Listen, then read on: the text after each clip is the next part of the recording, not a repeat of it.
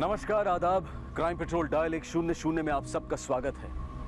कल रात आपने देखा कि कोलकाता में युवा नेता तुलिका की हत्या करके फरार 12 साल के गौतम को पुलिस ने धर दबोचा था। लेकिन आश्चर्य की बात थी कि उसका साथी भूमा उसी इलाके में होने के बाद भी पुलिस की नजरों में आने से बच गया था। दूसरी तरफ कोलकाता से कई सौ किलोमीटर दूर बांकुरा जिले में बसे उनके गांव छातना में गांव वालों ने गौतम की मां मिताली को डायन करार देकर बंदी बना लिया था और रात बीतने के साथ आने वाली सुबह वो उसकी जिंदगी का फैसला करने वाले थे। क्या गौतम अपनी मां तक पहुंच पाएगा? क्या वो बचा पाएगा अपनी मां की जान? ऐसे कई सवालों की एक लंबी लिस्ट है और आइए इन सभी सवालों के जवाब हम खोजते हैं आज इस केस के दूसरे और आखिरी भाग में।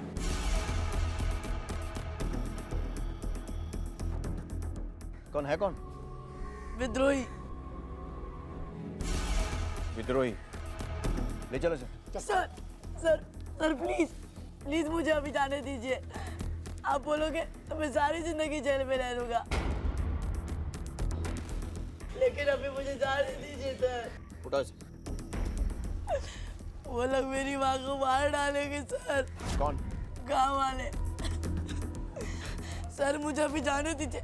आप फांसी में करने को चाहेंगे मैं चढ़ जाऊंगा, लेकिन अभी मुझे जाने दीजिए sir, please.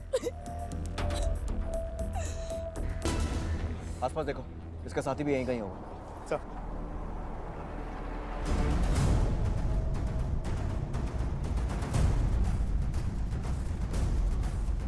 Sir please. Sir, आसपास कोई नहीं है। कहाँ है तेरा साथी? मुझे नहीं पता, और अगर पता भी हो तो नहीं बताता। ना तो मुझे मार से डर लगता है और ना ही मरने से। अच्छा, तो फिर और किससे डर लगता है? अपनी माँ को खोने से सर। प्लीज मुझे छोड़ दीजिए, मेरी माँ की जान को खतरा है। पुलिस से मिलने के बाद ना सबको अपनी माँ ही याद आती है। सर मेरा यकीन कीजिए, मेरी माँ को वो लोग मार डालेंगे। सर जाने दीजिए प्लीज। गाड़ी में डालो। जाने दो, जाने दो। खुश जैसे मर्डर का मामला नहीं लगता है, बात कोई गहरी है। और ये बच्चा जो अपनी माँ के बारे में कह रहा है, ये सब क्या लगता है आपको सर? हो सकता है खुद को बचाने के लिए झूठ बोल रहा हूँ, या फिर शायद सच भी हो, लेकिन इसकी बात को लाइटली नहीं है सर। मैं हेडक्वार्टर में कॉल करता हूँ। सर छोड़ो मुझे प्लीज। जो छोटा लड़का था वो हमें मिल गया है। हाँ, आप लोग खोज जारी रखिए। जी बिल्कुल बिल्कुल। मेरी हेडक्वार्टर बात हो गई है, हम इसे इसके गांव बांकुरा लेकर जा रहे हैं, क्योंकि यहाँ जो हुआ है उसके तार भी वहाँ से जुड़े हैं। तो उस बात की तफ्तीश भी हो जाएगी और ये अपनी माँ के बारे में सच बोल रहा है या नहीं, इस बात की तस्दीक भी। Let's go. Right sir.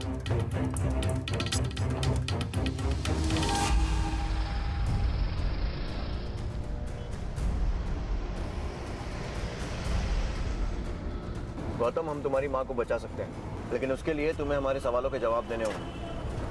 पहला सवाल, इस छोटी सी उम्र में तुम्हारे हाथ में पिस्तौल किसने और क्यों थमाई? और तुम पढ़ने लिखने की बजाय विद्रोही कैसे बन गए? ठीक है, गाड़ी घुमाओ और कलकत्ता वापस चलो। सर मैं बताता हूँ, सब कुछ बताता हूँ। मुझे पिस्तौल किसी ने नहीं थमाई थी, मैं अपनी मर्जी से ही विद्रोही बना हूँ। 2 साल पहले हम यहीं कोलकाता में ही रहते थे। मैं, बाबा, माँ और मेरी छोटी बहन साची। फिर बाबा को गांव में बिजनेस करने का अच्छा मौका मिला तो हम कोलकाता छोड़ के गांव में चले गए, बांकुरा जिले में। वहीं पे मेरा स्कूल में भी एडमिशन हो गया।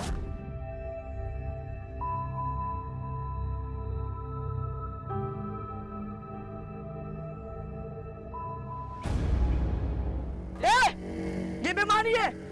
कोई बेईमानी नहीं है। नहीं, तूने बेईमानी की है। कुछ बेईमानी नहीं है। चल गेम स्टार्ट कर। ये बेईमानी तुझे पेनल्टी देनी होगी। पेनल्टी? पेनल्टी लेगा? चल हट। लूंगा पेनल्टी। नहीं बोला ना, पेनल्टी देनी पड़ेगी तुझे। कोई पेनल्टी नहीं होगा। रुक बे। क्यों चित कमरे? अकेले देखने में घेर लिया इसको। चल किक कर, बॉल इसको, बॉल दे।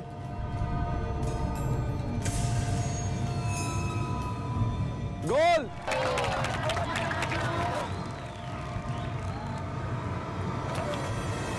थैंक्स दादा, जो आपने मेरी मदद की।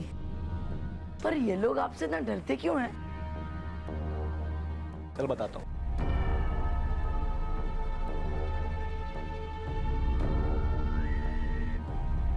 साला तुम लोगों का ना एक समस्या है। तुम सोचते हो कि शर्ट पैंट पहन ली, 4 किताबें पढ़ ली, इंग्लिश में गिट पिटा लिए तो इस समाज की बराबरी कर लोगे। लेकिन असल बात यह कि अगर तुम मर भी जाओ ना तो इस समाज की बराबरी नहीं कर पाओगे। मतलब सब एक जैसे तो हैं, इसमें अंतर क्या हुआ? अंतर है, तू उस जात से है जो धक्का भी खुद खाती है और फाउल भी उसी का होगा। तेरा बाप छोटी जात का तो तू भी तो छोटी जात का हुआ। ये है अंतर। मैं चलता हूं। अगर हम पलटकर अपने देश के इतिहास पर नजर डालेंगे तो हम पाएंगे कि जाति प्रथा यानी कि जाति के आधार पर भेदभाव हमारी कमियों या बुराइयों में से वो मुख्य कमी या बुराई रही है जिसने हमें एक समाज, एक देश के रूप में वो नहीं बनने दिया जो शायद हम बन सकते थे। जाति भेद कई सौ सदियों से हमारे समाज में मौजूद है और यही इस गलत प्रथा को मानने वालों या फिर इसका समर्थन करने वालों का सबसे बड़ा तर्क होता है। वो इसे सामाजिक परंपरा का नाम देकर इससे बंधे रहना चाहते हैं। वो ये समझना ही नहीं चाहते हैं कि हमारी परंपरा वसुदेव कुटुंबकम रही है, ना कि जाति, रंग, नस्ल या वर्ग के आधार पर इंसान को बांटना।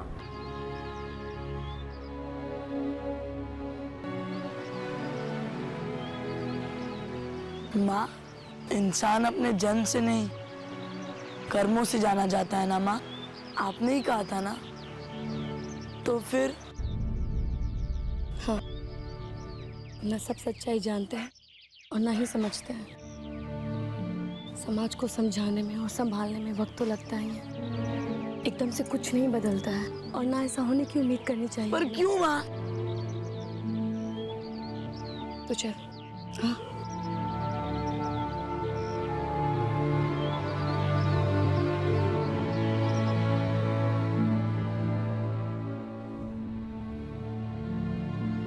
ये लो, इसे पी जाओ लेकिन एक ही सांस में। माँ ये तो बहुत गर्म है, मैं इसे नहीं पी सकता। क्यों? क्योंकि तुम्हें गर्म दूध पीने की आदत नहीं है। लेकिन अगर मैं फिर भी जिद करूं कि तुम इसे पी जाओ तो तुम अपना मुंह जला बैठोगे। लेकिन इसी दूध को अगर धीरे धीरे फूंक फूंक के पियोगे तो तुम इसे पी पाओगे। उसी तरह समाज को एक दिन में बदलने की कोशिश करोगे तो अपना हाथ और मुंह दोनों जला बैठोगे। समझे? अब सुन उस दिन क्या हुआ था। क्या हुआ था? भाई मजा आ गया। हे गौतम, भाई उस दिन तेरे को बहुत चढ़ भी चढ़ी थी। हाँ, कहाँ है अब तेरा भूमा? अब कौन बचाएगा? बोल बोल। अब बुला भूमा को। अब कौन बचाएगा तेरे को? कोई नहीं आए।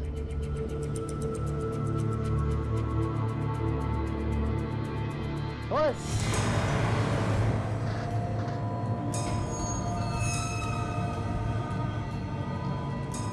क्यों बचे कब रे? उस दिन बेटा कुछ नहीं बोला तो ज्यादा चर्बी चढ़ गई। नहीं दादा। फिर क्या? मुर्गा मन जल्दी। अब बोलो कुकड़ुक्कू। कुकड़ुक्कू। और तेज। कुकड़ुक्कू। और जोर से। कुकड़ुक्कू। और साला अगर इसके आसपास दोबारा दिख गए तो तंदूर में डालकर तंदूरी बनाऊंगा सबकी में। चल। कुकड़ुक्कू बोलो। कुकड़ुक्कू। जोर से। कुकड़ुक्कू। और जोर से। कुकड़ुक्कू। बोलते रहो। ये लोग आपसे इतना डरते क्यों हैं? इस कपड़े से? और जो इससे ना डरे ना।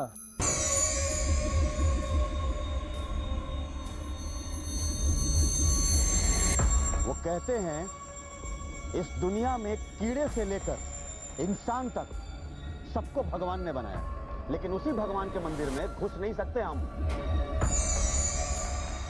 वो कहते हैं कि हमारी जाति छोटी है और हमारा खून गंदा है, इसलिए हम उनकी बराबरी नहीं कर सकते। तर्क भी उन्हीं लोगों की सुनी जाती है जिनके पास ताकत होती है। और आज के दुनिया में जो सबसे बड़ी ताकत है वो ताकत है बंदूक की ताकत। वो सदियों से हमारा खून चूसते आए हैं और खून का घूंट पीते हैं हम। तो फैसला अब खून ही करेगा।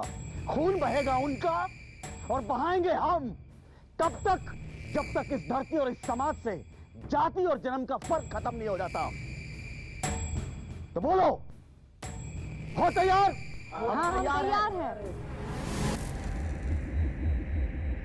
कमांडर, ये गौतम अपना ही भाई कोलकाता से आया है, गांव में नया है। So how do you find your life in our village? कौन सी जिंदगी पसंद है तुम्हें, गांव की या कोलकाता की? मुझे गाँव तो अच्छा लगा, लेकिन गांव को ये पसंद नहीं आया। कोई बात नहीं, ये रीता दीदी हैं, ये भी कलकत्ता की रहने वाली है। देखो गौतम, अगर तुम चाहो तो ये सब कुछ रुक सकता है। तुम बदल सकते हो इस समाज को आज से ही। लेकिन मेरी माँ तो कहती है कि जैसे गर्म दूध को एक सांस में नहीं पिया जा सकता, वैसे ही समाज को एक दिन में भी नहीं बदला जा सकता है। तुम्हें क्या लगता है ये चित्तरंजन और उसके दोस्त जैसे लोग ऐसे ही बदल जाएंगे? कभी नहीं। बस एक तरीका है उन लोगों को बदलने का। क्या? वो गर्म दूध का गिलास तुम लो और मार दो उनके मुंह पे।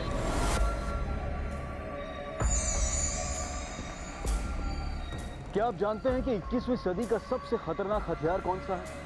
वो हथियार जिसके चलाए जाने से ना तो कोई धमाका होता है, ना ही कोई धुआं उठता है और ना ही खून के छींटे।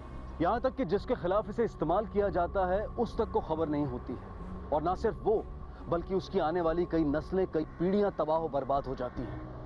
और वो हथियार है विचार। इंसान का उठाया हर कदम उसके विचारों से प्रेरित होता है। अगर विचारधारा ही गलत होगी तो इंसान जो भी कदम उठाएगा वो गलत ही होगा। और बच्चों और युवाओं की विचारधारा को दूषित करना आसान भी होता है और कारगर भी। इसीलिए दुनिया भर के आतंकवादी और अलगाववादी संगठन उन्हें ही अपना निशाना बनाते हैं। अभी अभी बारात निकले, गांव की तरफ जा रहा है। ठीक है।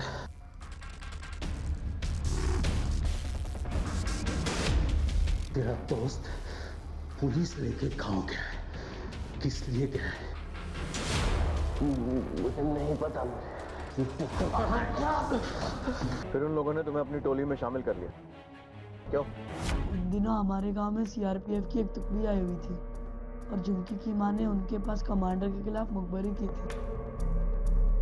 सब खबर है। वो थ्रेशर पंप वाले कल सुबह बैंक में 5 लाख रुपए जमा करने वाले, और वो कमांडर और उनके साथी वो गांव के छोटे तालाब है ना, वहां उनको लूटेंगे।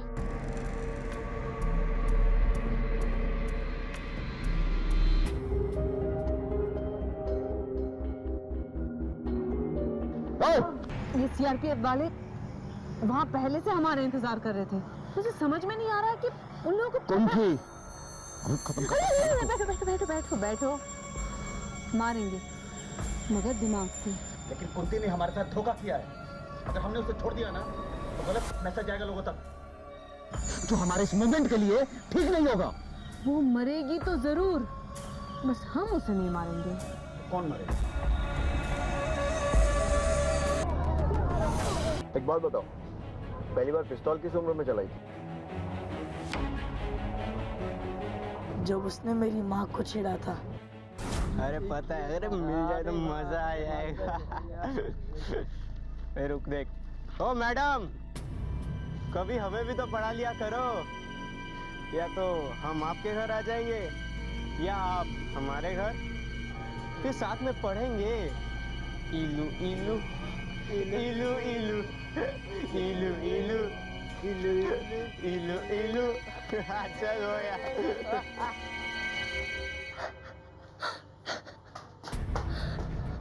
अरे साची, क्या हुआ? तू रो क्यों रही है? आज जब मैं और माँ स्कूल से लौट रहे थे तब चित्तरंजन ने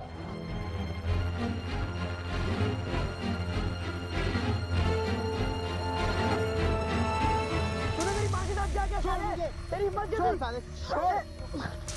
छोड़ो मेरा, छोड़ो मुझे, मार साले को, छोड़ो मुझे, छोड़ो, ओए, छोड़ो, रुक बैठ, छोड़ो, भाग। आज फिर से पकड़ लिया? नहीं, आज मैंने पकड़ा था उन्हें। क्यों? अगली बार जब भी किसी को मारना हो तो पहले ये पहनना, अगर तू किसी को मारेगा भी तो सामने वाला तुझ पर हाथ नहीं उठाएगा। याद से। लाल गमछा प्रतीक है हमारे क्रांति का, लेकिन सिर्फ लाल गमछा और झंडा उठाने से क्रांति नहीं मिलती, उसके लिए हथियार उठाना होता है।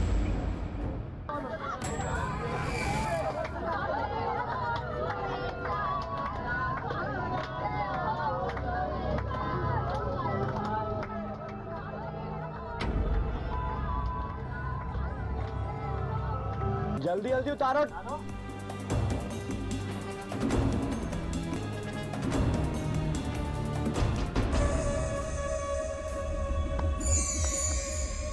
शाबाश। अरे ये हुई ना बात, क्या बात है। अरे वाह, क्या बात है। हाँ, पहली बार में इतना तगड़ा हाथ, बहुत बढ़िया। कमांडर, ये सब गौतम की बहादुरी की वजह से हुआ है। अच्छा, तुम लोग एक काम करो, पुलिस तुम लोगों को खोजेगी, तुम लोग यहाँ से सीधा घर जाओ और घर वालों को बोलना कि 2 दिन के लिए तुम जा रहे हो क्रिकेट मैच खेलने के लिए बांकुड़ा में, और वहाँ से सीधा तुम नहीं चला। यहाँ 2 दिन आराम से छिप कर रहो तुम लोग, 2 दिन के बाद मामला ठंडा होगा, फिर चले जाएंगे। ठीक है? चलो ठीक है, चल।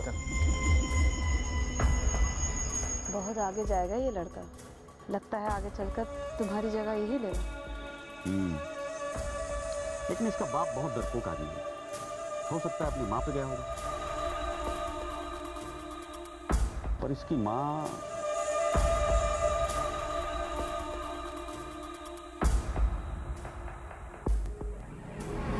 कमांडर के मुंह से अपनी तारीफ सुनकर गौतम की खुशी का ठिकाना नहीं रहा था। उसे ऐसा लग रहा था कि मानो उसे साक्षात भगवान का आशीर्वाद मिल गया। उसका ऐसा महसूस करना लाजमी भी था, क्योंकि गौतम और उसके जैसे अन्य समाज की ज्यादतियों के शिकार नवयुवकों के लिए कमांडर किसी भगवान से कम नहीं था, जो उन्हें एक आदर्श समाज और समाज में बराबर के दर्जे की गारंटी दे रहा था, एक नया सपना दिखा रहा था। लेकिन सोचने वाली बात यह थी कि यह सपना जितना आदर्श था, क्या सपना दिखाने वाला भी उतना ही आदर्श? सच चाहे जो भी हो, लेकिन गौतम अब कमांडर का सिपाही बन चुका था। लेकिन कमांडर के दिमाग में क्या चल रहा था और उसका गौतम और उसके परिवार की जिंदगी पर क्या असर पड़ने वाला था? आइए कमांडर साहब, आज हमारी पहली मुलाकात है। मैं ज़्यादा आपके बारे में जानता नहीं हूँ, फिर भी मैंने खास विस्की और चिकन आपके लिए इंतज़ाम कर चुका हूँ। प्लीज़ प्लीज़ बैठ, थोड़ा इधर उधर हो जाएगा तो माफ़ कर दीजिए। अरे छोड़ना यार, जो भी है शुरुआत के लिए काफी है, अब इधर उधर होगा तो बता देंगे। सुनिए,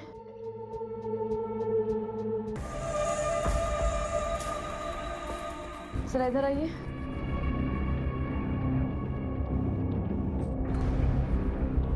अरे क्या हो गया? आपने मुझे पहले क्यों नहीं बताया?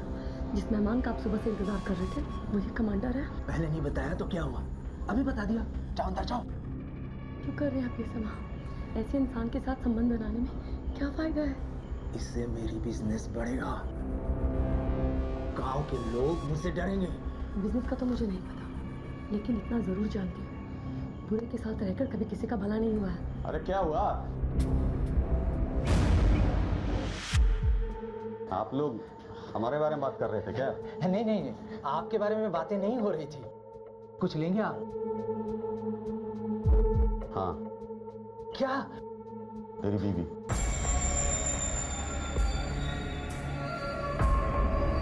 ये क्या कह रहे हैं आप?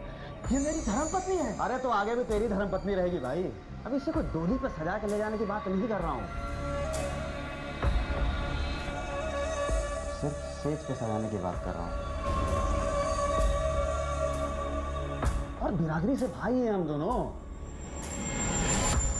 एक ही चीज दोनों भाई के काम आ जाए तो इससे अच्छा और क्या हो सकता है? चल बाहर जा, और जब तक ना कहूं तब तक आना नहीं। जा। कमांडर साहब। अच्छा जा। अरे बाहर करो। ये मेरी। रावेश, तुम कुछ बोल क्यों नहीं रहे हो? रावेश, रावेश, खबरदार, तुम मुझे हाथ लगाया। तू जो सोच रहा है वो कभी नहीं हो सकता।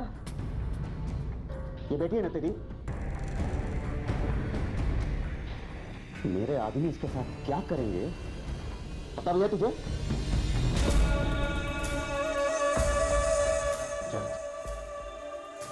चल चल।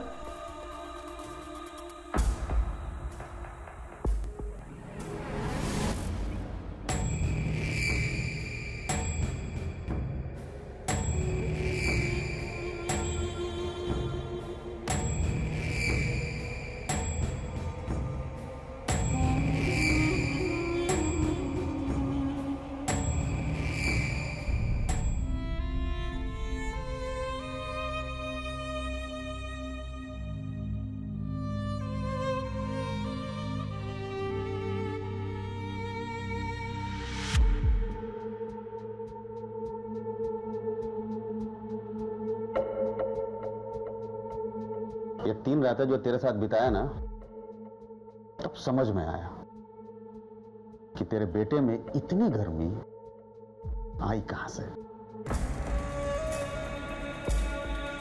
फिर आऊंगा।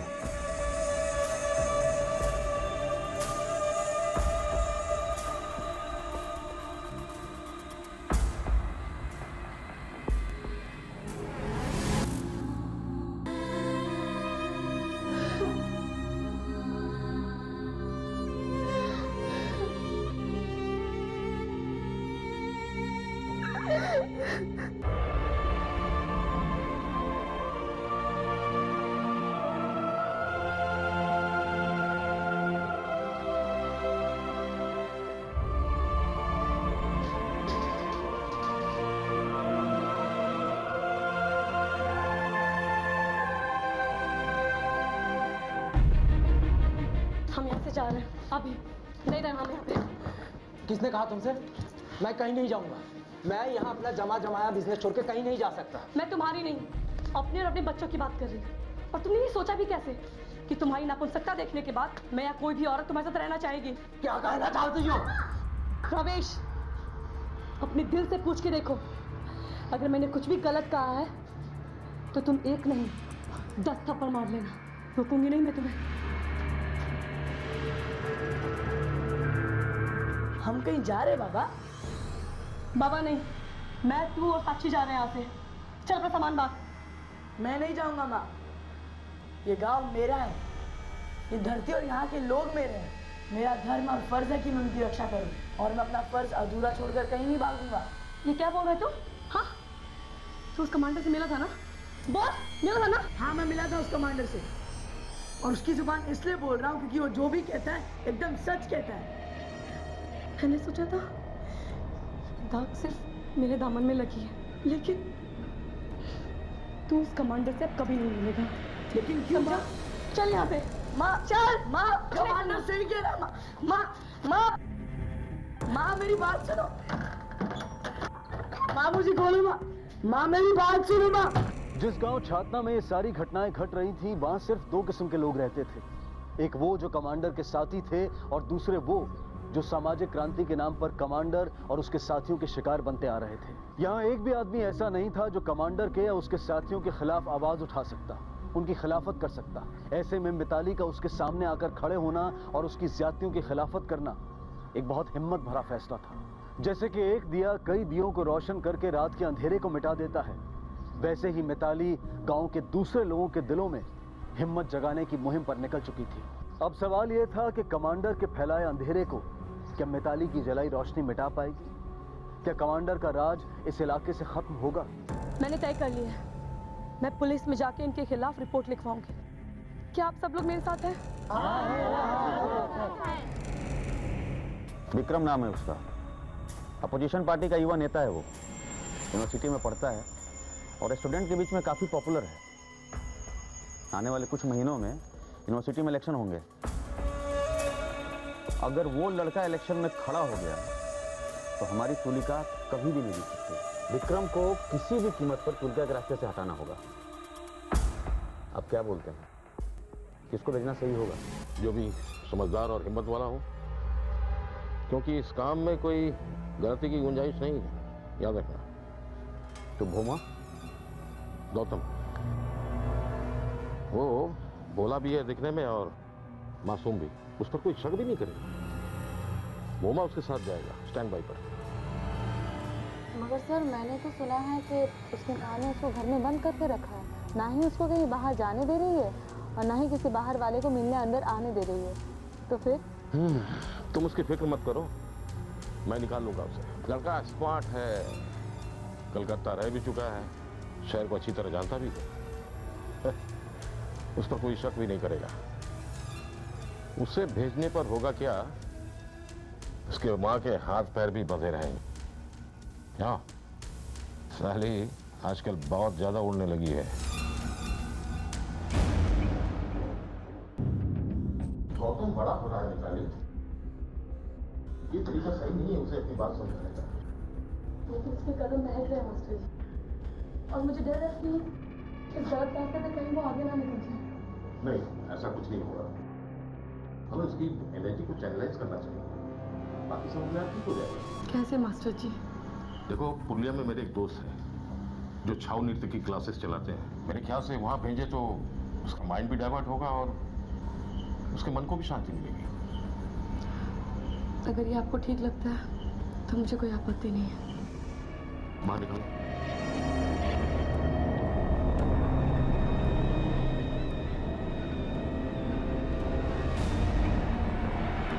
माँ, अपना ख्याल रखो। तुम भी।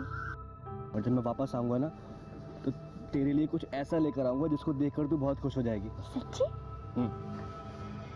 पर तुम ऐसे अचानक क्यों जा रहे हो, वो भी अकेले? अकेले कहाँ जा रहा हूँ? मेरे साथ गौतम भी तो जा रहा है। गौतम? हाँ। पर वो तो पुरुलिया जा रहा है ना नाच सीखने। कौन बोला? सीमा ने बोला। वो मेरे साथ जा रहा है, कमांडर हम दोनों को भेज रहे हैं, किसी का काम तमाम कर रहे हैं। क्या? ये क्या कह रही है तू झुमके? हाँ दीदी, मुझे भोमा ने खुद बताया, वो अभी बस निकलने ही वाले हैं। तू साक्षी के पास बैठ, मैं अभी आती हूँ।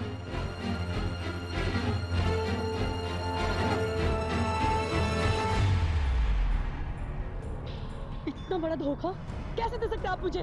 कहाँ है मेरा बेटा? मैं सच जान चुकी हूँ। चुपचाप बता मेरा बेटा कहाँ है, नहीं तो। अब जान चुकी है तो फिर पूछ क्यों रही है? वो तो गया, बहुत दूर निकल गया, अब तुम्हारे हाथ नहीं आने वाला है। तू भी उन नस्ल के साथ मिला हुआ है? हाँ, नहीं छोड़ूंगी मैं तुझे। बताओ मेरा बेटा कहाँ है? अरे ये तो बुक सेविंग हो गई है। छोड़ो। अरे छोड़ो। छोड़ूंगी नहीं तुझे मैं। दीदी, दीदी, दीदी, दीदी, दीदी, दीदी, वो लोग सांची को लेके गए। कौन? वो कमांडर।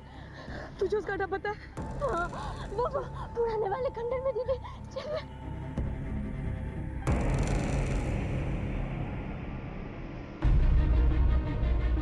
रावेश, रावेश, वो सांची, वो कमांडर हमारी बेटी को उठा के लेके गया। उसकी तबीयत ठीक नहीं है, प्लीज कुछ करो। मैंने बोला ना तुम्हें, लेकिन तुमने नहीं माना। अब भुगतो। रावेश,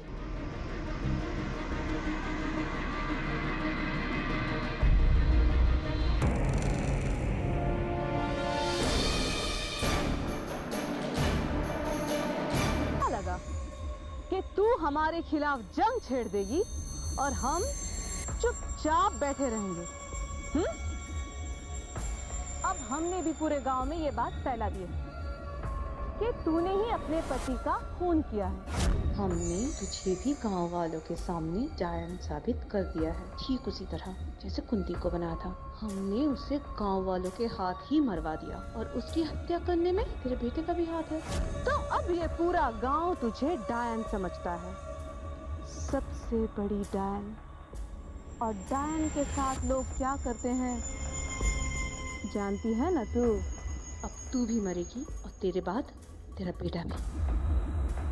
अन्याय के खिलाफ लड़ने का दावा करने वाले अन्यायियों के खिलाफ मिताली ने जो जंग छेड़ी थी, वो जंग वो हारती हुई दिखाई दे रही थी। जिन लोगों के लिए उसने इस जंग की शुरुआत की थी, वो खुद उसके खिलाफ हो गए थे। वो कमांडर के साथ ही नहीं थे, लेकिन वो अनजाने में उसी की मदद कर रहे थे।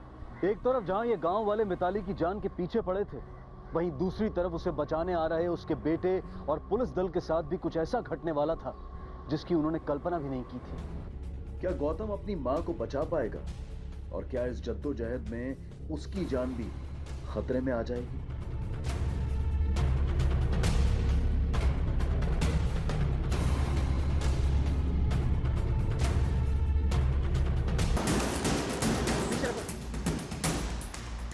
हुआ सर?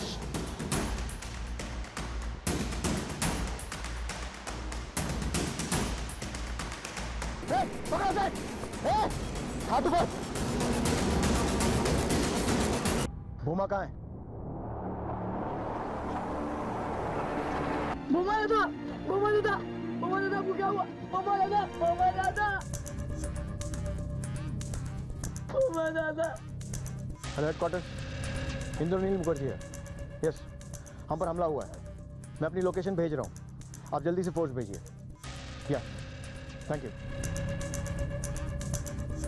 घोष सर, फोर्स के आने तक हमें यहीं वेट करना होगा। Okay sir. भूमा दादा, सर मुझे प्लीज जाने दीजिए, वो लोग मेरी माँ को मार डालेंगे। सर मुझे जाने दीजिए, जाने दीजिए सर प्लीज। तुमने क्या करना था वहां? कब? हमारा अटैक फेल हो गया है। गौतम को पुलिस ने पकड़ लिया और पुलिस लेकर यहाँ पे आ रही है। कभी भी आ सकते हो।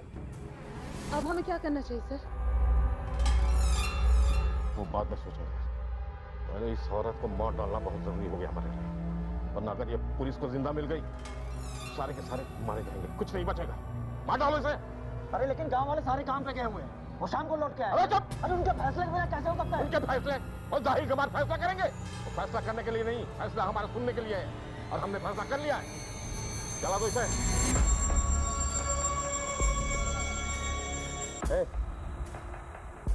जला दे। राम। ये क्या कर रहे? छोड़ो मुझे, जाने दो मुझे, छोड़ो मुझे, मैं डायन नहीं हूँ, छोड़ो मुझे। रुको, गौतम।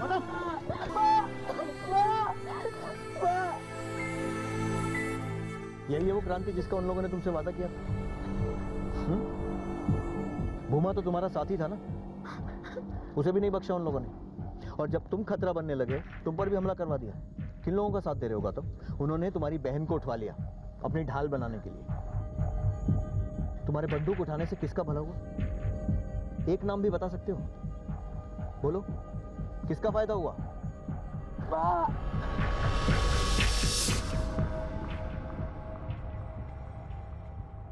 सर, मैं आपको सब कुछ बताऊंगा। मैं जानता हूँ वो लोग कहाँ गए होंगे। घोष सर, हमें उन लोगों पर अभी अटैक करना होगा, नहीं तो लोग स्टेट बॉर्डर क्रॉस कर जाएंगे। लेट्स गो, संभालो इसे। माँ, माँ, माँ,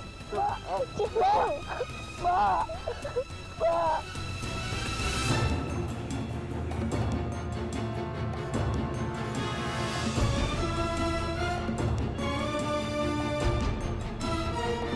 आसपास नजर रखो। तो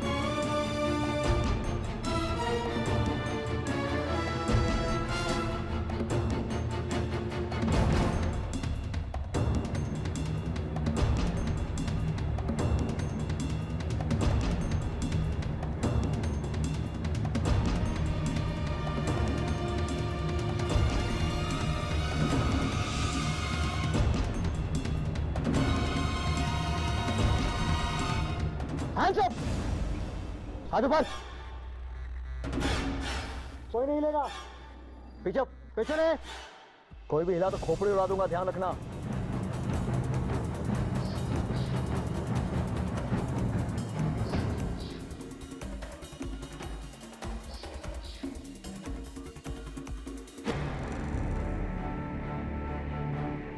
बाद में खुद से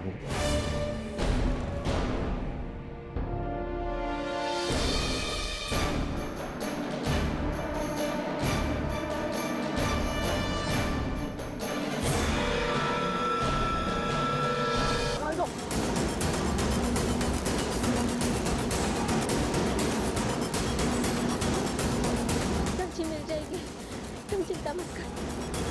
रुक जा नहीं तो गोली मार दूंगा। इंस्पेक्टर सर, साची कहाँ है? कहाँ है साची? सीधी तरह बोल नहीं तो खोपड़ी उड़ा दूंगा।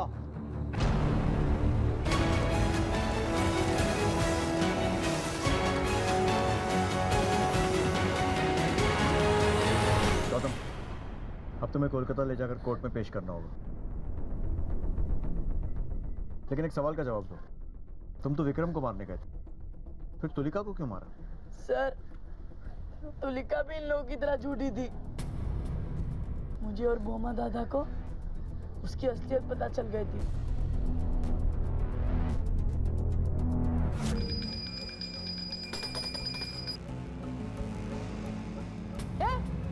क्या कर रहे हो तुम? दूर हटो, हाथ मत लगाना। पूजा की आरती को सिर्फ ब्राह्मण छू सकते हैं और कोई नहीं। जाओ।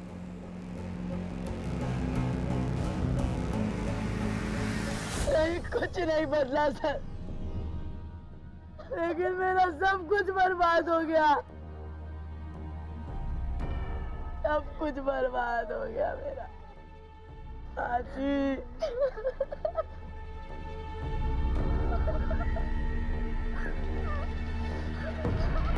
अपनी माँ की एक बात याद रखना बेटा, समाज को एक दिन में बदलने की जिद गर्म दूध एक सांस में पीने जैसी होती है। कुछ ना कुछ जरूर जलता है। चलो चलो। जो समाज बुराई से अपने बच्चों और युवाओं की सोच की रक्षा नहीं कर पाता, उस समाज के बच्चे या तो उस बुराई का शिकार बनकर खत्म हो जाते हैं या फिर खुद उस बुराई के वाहक बनकर उसे समाज में फैलाने की मुहिम में लग जाते हैं। ठीक ऐसा ही हुआ था गौतम के साथ। जिस समाज पर उसे संभालने की, उसकी सुरक्षा और उसके विकास की जिम्मेदारी थी, जब उसी समाज ने उसे दुत्कारा तो वो कमांडर और रीता दी जैसे असामाजिक तत्वों के हाथों की कठपुतली बन गया और अपने समाज के खिलाफ हथियार उठाकर खड़ा हो गया। लेकिन हमारे पास अब भी थोड़ा वक्त है। अगर हम चाहते हैं कि हमारे बच्चे, हमारे युवा अपने ही समाज के लिए खतरा ना बन जाएं, तो हमें अपने अंदर कुछ बदलाव लाने होंगे। उन कुरीतियों को दूर करना होगा जो इंसान को इंसान से फर्क करना सिखाती हैं। अपने आप में और हमारे समाज में ये सकारात्मक बदलाव हम जल्द से जल्द ला पाएं, इसी उम्मीद के साथ मैं अनूप सोनी अब आपसे विदा लेता हूं। फिर मुलाकात होगी अगले एपिसोड में एक और चौंका देने वाले केस के साथ। तब तक अपना और अपने परिवार का ख्याल रखें और देखते रहें क्राइम पेट्रोल डायल 100। सबक एक को, सीख हम सबको।